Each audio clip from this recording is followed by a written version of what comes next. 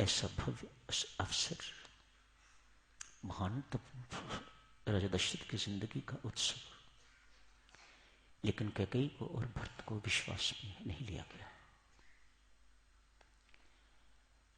संत महात्मा सोच समझ के तो ये निष्कर्ष निकालते हैं, होनी बहुत बलवान है, किसी के डाले टल नहीं सकती। आज अमंगल प्रस्तुत हो गया है,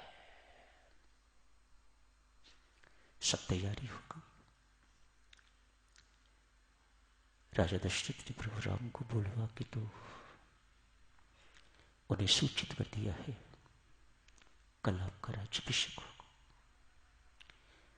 उपवास रखो, ब्रह्मचर्य का पालन करो, भूमि पर शयन करो, खाना हो तो फलाहार, इत्यादि इत्यादि सब बातें समझा दी गई।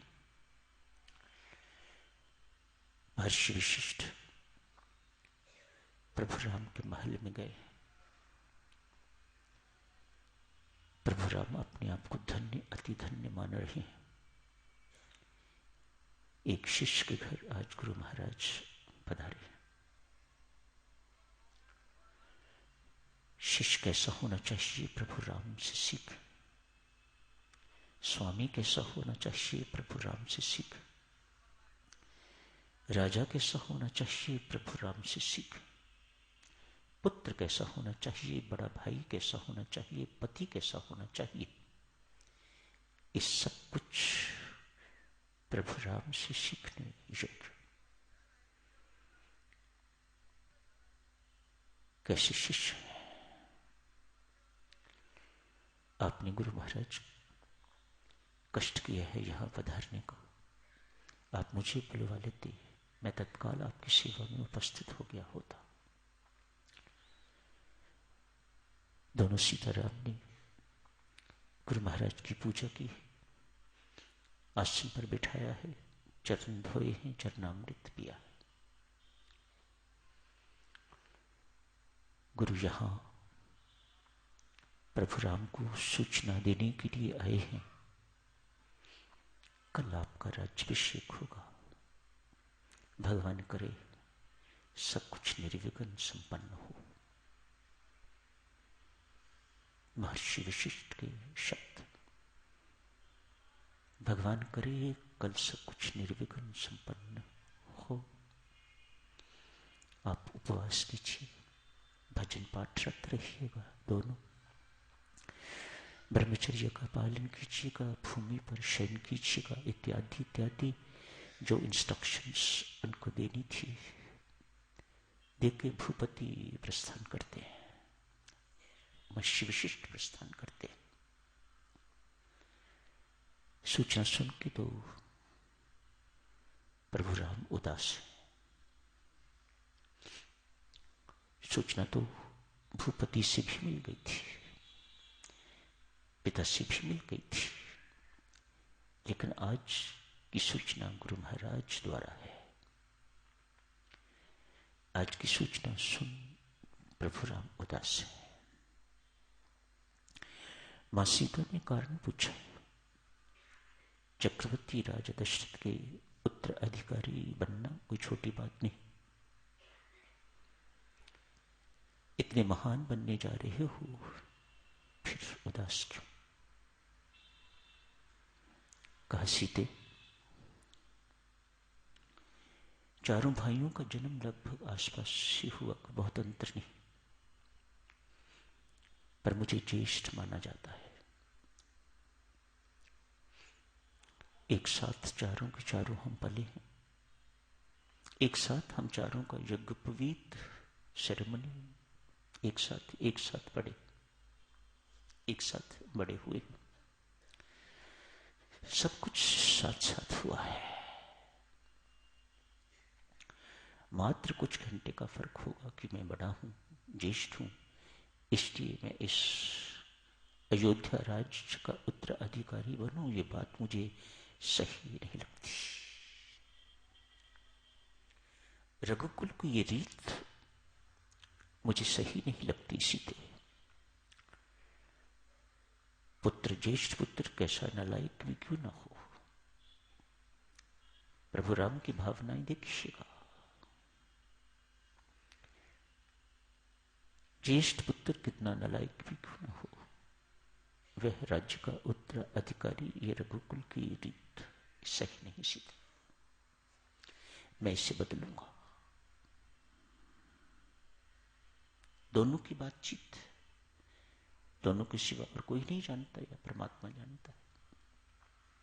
सीते मैं इसको बदलूंगा। मेरी हार्दिक इच्छा है राज्य भरत को मिले। यह है हमारी संस्कृति, यह है भारतीय संस्कृति, यह है हिंदुस्तान, जहां त्याग की इतनी प्रधानता है। दूसरों को कैसे दिया जाए, एक ही सोच। दूसरों को अधिक से अधिक कैसे दिया जाए, कितना दिया जाए, ये सोच।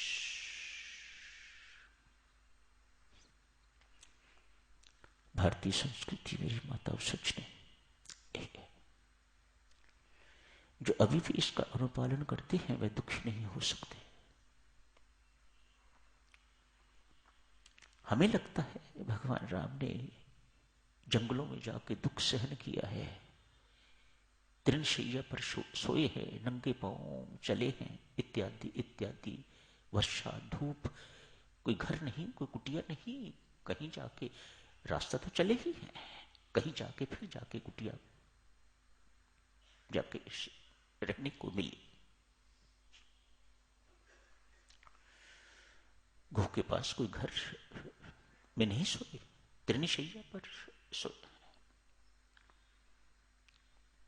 देखना ये है देवी सज्जनों,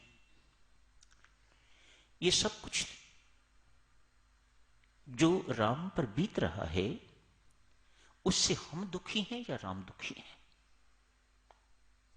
जमीन आसमान का अंतर है इन दो बातों में। राम ने किसी भी स्थिति में दुख का अनुभव नहीं किया, न चिंतित हुए हैं, न अशांत हुए हैं, कहीं दुखी नहीं हुए हैं। हाँ, हमें देखने वालों को दुख होता है, बेचारे नंगे पांव चल रहे हैं, इनके पांव में कांटे चुभ रहे हैं, पथरीली जमीन है उस पर कैसे चल रहे होंगे कोमल पांव।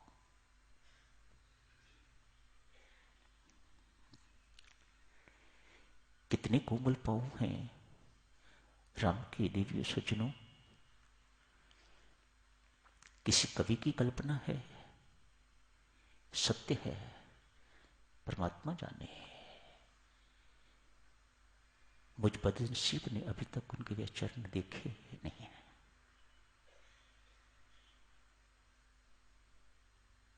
फूलों में पराग होता है, मां सीता, आप कभी देखना फूलों में जाके वह पराग कितना कोमल होता है। मां सीता के हाथ इतने कोमल थे, उस पराग से झरीट आ जाती थी। कल्पना नहीं, शास्त्र ऐसा वर्णन करता है।